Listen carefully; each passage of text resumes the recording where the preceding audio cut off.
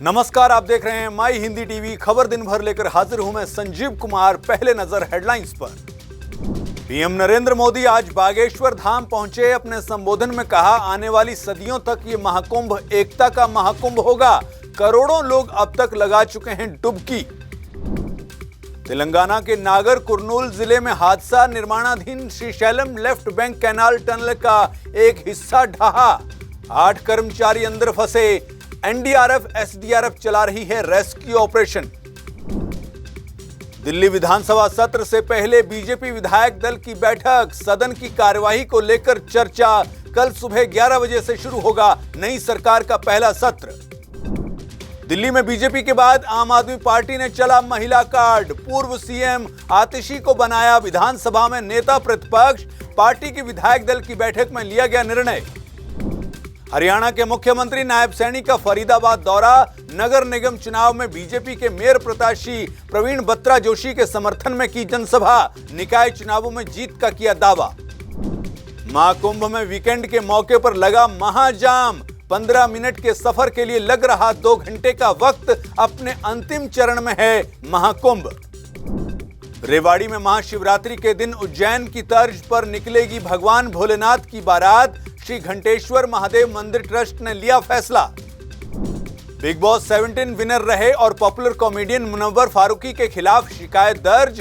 धार्मिक भावनाओं को आहत करने और अश्लीलता फैलाने का आरोप। शो हफ्ता वसूली बैन करने की मांग।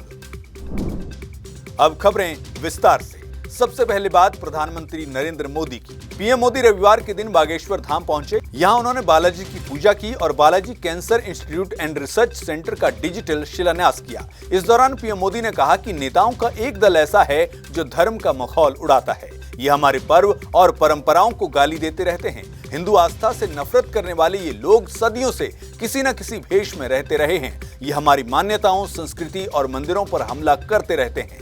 विदेशी ताकतें भी इन लोगों का साथ देती हैं। इससे पहले धीरेन्द्र शास्त्री ने पीएम नरेंद्र मोदी को बालाजी का विग्रह भेंट किया। उन्होंने सनातन धर्म पर लिखी किताब और स्मृति चिन्ह भी भेंट किया। पीएम ने बागेश्वर धाम में बालाजी के दर्शन भी किए।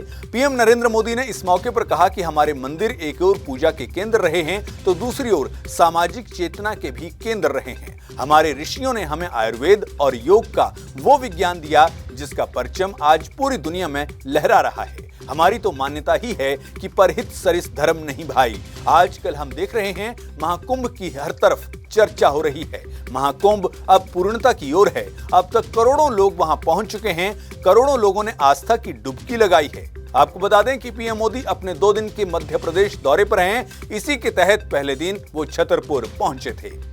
आगे बढ़ते हैं और बात करते हैं दिल्ली की। दिल्ली में कल से विधानसभा का सत्र शुरू हो रहा है। इससे पहले बीजेपी विधायक दल ने मीटिंग की। इस मीटिंग की अध्यक्षता सीएम रेखा गुप्ता ने की। मीटिंग में चर्चा हुई कि कल से शुरू होने वाले विधानसभा सत्र की रूपरेखा कैसी रहेगी, किन मुद्दों पर चर्चा होगी और कौन से मुद्दों पर बातचीत हो सकती है। वहीं अरविंदर सिंह लवली को प्रोटेम स्पीकर बनाया गया है, जो सभी विधायकों को शपथ दिलाएंगे। दूसरी ओर बात करें आम आदमी पार्टी की, तो आम आदमी पार्टी ने भी विधायक दल की बैठक की है। इस बैठक में पार्टी ने अहम निर्णय लेते हुए दिल्ली की पूर्व सीएम और कालकाजी से विधायक आतिशी को नेता विपक्ष चुना है। पार्टी ने उन्हें नेता विपक्ष चुनकर बीजेपी की तरह ही महिला कार्ड खेलने की कोशिश की है। बहरहाल अब सदन के पहले दिन सिर्फ विधायकों को शपथ ही दिलाई जाएगी। हालांकि उसके बाद के दिनों में सदन की कार्यवाही जरूर दिलचस्प होगी, क्योंकि आम आदमी पार्टी 3 टर्म के बाद विपक्ष में बैठी दिखेगी। तो वहीं पिछले चुनावों में जिस पार्टी के सिर्फ 3 विधायक थे, वो पार्टी सत्ता चलाती हुई नजर आएगी। अगली खबर की तरफ बढ़ते हैं। हरियाणा की बात करते हैं। हरियाणा में निकाय चुनाव हैं। इसी के तहत चुनाव प्रचार अभियान भी तेज है। इस दौरान सीएम नायब सैनी ने जनता को संबोधित करते हुए कहा कि हमारा विजन भी स्पष्ट है, हमारी नीति भी स्पष्ट है, हमने किस गति से चलना है वो भी स्पष्ट है। उन्होंने कहा कि आपको कोई समस्या ना हो, इसके लिए हमने अपने डीसी साहब को निर्देश दिए हैं कि आप आम जन की समस्या को सुनकर उसका समाधान करने का काम करें। उन्होंने कहा कि आप जो भी समस्या लेकर जाएं उसका समाधान होगा। साथ ही उन्होंने कहा कि मैं अपने ऑफिस से पूरा का पूरा कंट्रोल करके रखता हूं।